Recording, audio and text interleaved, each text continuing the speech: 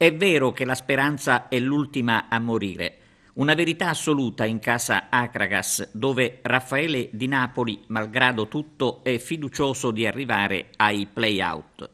Della partita di ieri con il Siracusa, l'allenatore biancoazzurro è soddisfatto nonostante il solito risultato negativo. Si può essere d'accordo sulla prestazione, comunque, tutto sommato discreta della squadra.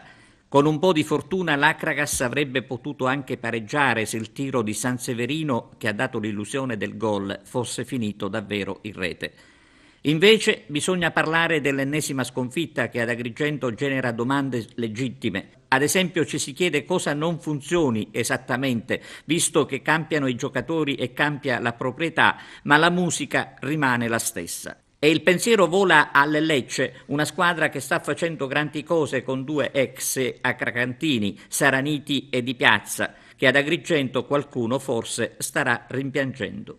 Io ho visto soltanto una squadra oggi in campo, poi non abito tutto, io sono contento della prestazione, abbiamo cercato di giocare a calcio, quindi per me è già una soddisfazione. Il risultato ci condanna, la classifica ci condanna, è facile adesso magari dire questo è pazzo, però io ho visto una squadra, la mia, che ha cercato di giocare a calcio da dietro, sempre. Abbiamo visto una squadra che si è buttata avanti coraggiosamente e che ha giocato. Purtroppo il risultato. A livello di risultato è questo, non si può tornare indietro.